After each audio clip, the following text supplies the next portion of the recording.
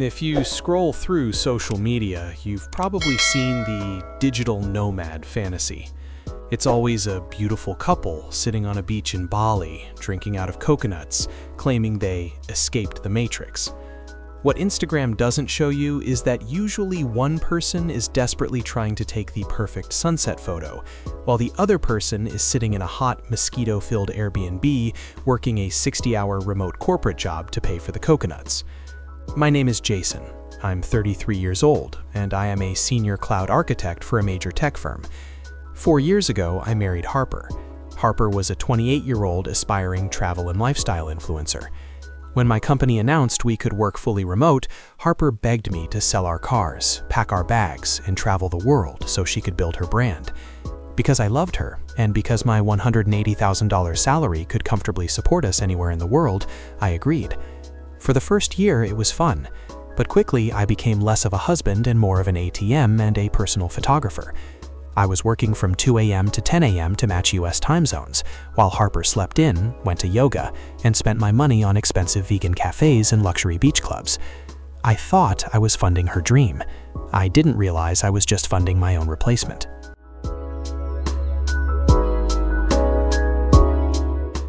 The shift happened when we arrived in Uluwatu, Bali, for a 3-month stay. Harper immediately fell into the local spiritual wellness crowd. That's where she met Kai. Kai was a 30-year-old guy from Australia who called himself a tantric life coach and energy healer. He walked around barefoot, had a man bun, wore cheap beaded necklaces, and didn't seem to have an actual job. Suddenly, Harper was spending all her time with Kai and his group. The red flags were impossible to ignore. First, the condescension. Harper started criticizing my lifestyle. "Jason, you're so tethered to the 3D world," she told me one night while I was fixing a server outage. "You sit at a computer all day. You have low vibrational energy. Kai says I need to surround myself with people who elevate my aura." Second, the missing hours. She started going on overnight meditation retreats up in the mountains, places with supposedly no cell service. Third, the expenses. I noticed massive, unexplained cash withdrawals from our joint account. When I asked her, she claimed she was paying for expensive healing ceremonies. I'm an engineer. I deal in data, not auras. And my data was telling me that my wife was sleeping with a barefoot scam artist.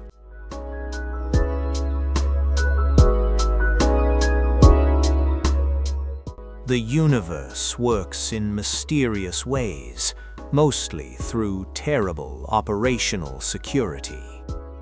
Harper's MacBook was having issues connecting to the villa's Wi-Fi. I'm the IT guy of the relationship, so while she was at the beach, I opened her laptop to flush the DNS cache. She had left the Telegram web app open on her desktop. The chat on the screen was with Kai. I started reading, and my blood ran completely cold. They weren't just having an affair, they were planning a heist. Harper had used my premium American Express card to secretly book a $2,000 a night private luxury villa for her and Kai for a week. Harper wrote, "I told Jason I'm going on a 7-day silent retreat. I'll pack my bags and meet you at the villa tomorrow. Once we check in, I'm going to log into his laptop while he sleeps, transfer the remaining $40K from the joint account into my crypto wallet and block his number. We can live like kings for a year on that money." Kai replied, "The universe provides, baby. Your husband's energy was toxic anyway. It's time to claim your abundance. See you at the villa."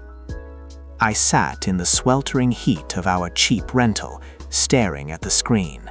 My wife was going to steal $40,000, max out my credit cards on a luxury vacation for her lover, and leave me stranded in a foreign country.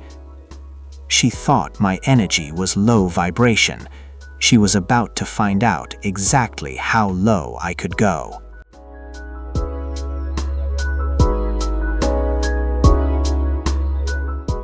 In cybersecurity, when you detect a malicious actor on your network, you don't immediately ban them. You isolate them in a sandbox, let them execute their malware harmlessly, and then you shut down their access permanently. I didn't confront her.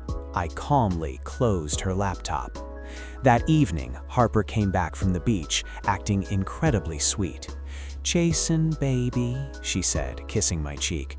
"I'm going on a week-long silent meditation retreat tomorrow. There's no Wi-Fi. It's going to be so good for my soul." "That sounds amazing, Harper," I said, forcing a smile. "You deserve it. Take all the time you need to find yourself." She packed her 2 massive suitcases of designer clothes. The next morning, I hugged her goodbye and put her in a taxi. The second the taxi's taillights disappeared down the dirt road, I went to work. I had 24 hours before she planned to execute the crypto transfer. First, I logged into my bank. I completely emptied the joint account, moving all the funds into a secure, single-name account in the US that she had no access to. Then, I looked at her travel itinerary. I had booked her a $4,000 business-class return flight to Los Angeles for the end of the month.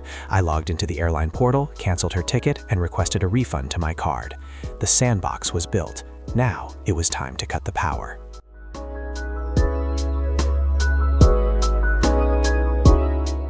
I called American Express. I informed them that my physical card, the one Harper had taken to the luxury villa, had been stolen in Bali. I told them to immediately freeze the card and decline any current or future authorizations, especially large hotel deposits. Next, I packed my bags. I booked myself a one-way first-class ticket out of Denpasar Airport to Tokyo for that exact same evening. I left the keys to our cheap Airbnb on the table, took a taxi to the airport, and checked into the luxury lounge. At this point, Harper and Kai had been at their $2,000 a night villa for about 6 hours. High-end resorts in Bali usually put a hold on the credit card at check-in, but they run the actual authorization for the full amount later in the afternoon.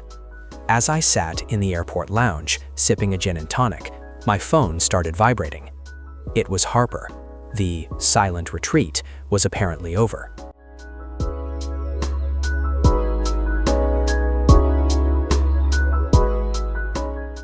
I answered the phone. "Jason, what the hell is going on?" Harper was screaming hysterically. I could hear the panic in her voice. "The villa manager just came to the room. They said the Amex was declined and reported stolen. They are demanding $14,000 in cash right now, or they are calling the Indonesian police." "Wow, that sounds stressful," I said calmly. "Is Kai Zora not paying the bills?" Dead silence on the other end of the line. You know?" she whispered, her voice trembling. "I read the telegram messages, Harper," I replied, my voice turning to ice. "The joint account is empty. The credit cards are frozen. Oh, and your business class flight back to LAX has been canceled. I'm currently boarding a flight to Tokyo." "Jason, please," she started sobbing, full-blown panic setting in. "You can't do this. I have no cash. Kai doesn't have any money. The hotel security won't let us leave until we pay. You can't leave me stranded in Indonesia." "The universe provides, Harper," I said, echoing her lover's exact words. "It's time to claim your abundance. Good luck." I hung up, blocked her number, and handed my boarding pass to the gate agent.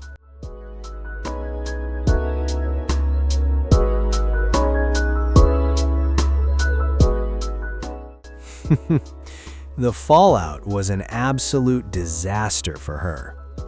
Indonesian luxury resorts do not play around with massive unpaid bills.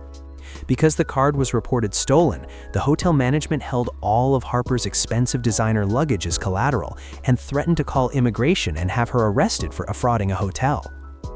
Kai, the spiritual healer, proved exactly how enlightened he was the moment he realized Harper's endless supply of money was gone and that he might go to an Indonesian jail. He literally ran out the back door of the villa, abandoning her completely. Stranded, broke, and facing arrest in a foreign country, Harper had to make a humiliating phone call to her parents in the US. They had to wire $14,000 to the hotel just to get her bags released, and then buy her a middle-seat economy ticket on a 30-hour flight back to Los Angeles. When she finally got back to the US, she had nothing. I had already filed for divorce in our home state. Because all the money I secured was earned by me and she had documented proof of attempting to steal it and commit credit card fraud, my lawyer destroyed her in mediation. She didn't get a dime of alimony.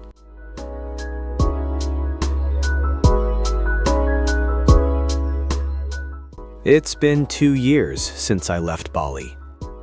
I still travel the world, but I travel solo or with friends who can pay for their own drinks. I got promoted to principal architect, and I enjoy every single sunset without someone shoving a camera in my face. Last I heard, Harper's influencer career completely died. It turns out it's really hard to be a luxury travel blogger when you're working 40 hours a week as a receptionist at a car dealership to pay back the $15,000 you owe your parents. As for Kai, he's probably still walking barefoot on a beach somewhere, looking for his next ATM. If there is a lesson to be learned here, it's this: never bite the hand that pays for the coconuts. If your partner starts treating you like an accessory and using your hard work to fund a life they want to live without you, don't argue with them. Let them pack their bags, let them check into the luxury suite, and right when they order the champagne, cancel the card and turn off your phone. Thanks for listening to my story. If you enjoyed this one, drop a like, hit subscribe, and let me know in the comments, what's the worst vacation disaster you've ever had? Stay safe and always protect your passwords.